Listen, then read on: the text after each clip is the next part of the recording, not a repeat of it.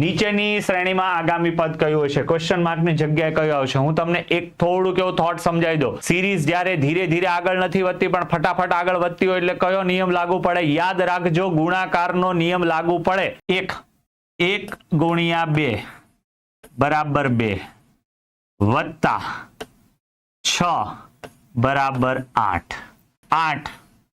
8 એકા 8, 8 દુ 16, 8 તેરી 24.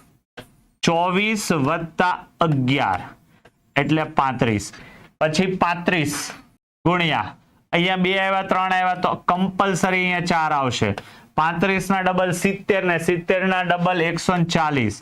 આ 140 આવ્યા વત્તા 56 સુધી જવાનું છે એટલે 16 પ્લસ કરવા પડે એટલે 156. અહીંયા કેટલા આવશે? 156 ગુણ્યા આ કેટલા આવેંગા? પોંચડે 5 આવેંગા.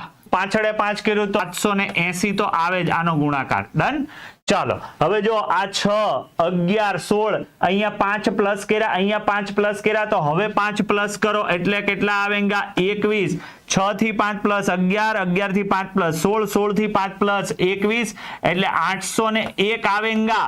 પણ સાહેબ આને શોર્ટકટ કરવું હોય તો છેલ્લે આ જે આંકડો આવ્યો હોય ને 6 ગુણ્યા 5 બરાબર 30 30 30 30 એટલે અહીંયા 30 નો કેટલો આવશે? 0 વત્તા 21 નો એકડો એટલે અહીંયા છેલ્લે એકડો રહેવો જોઈએ. એકડા વાળા ઓપ્શન કેટલા દેખાય? એક કઈ દેખાતો નથી. Right answer is D.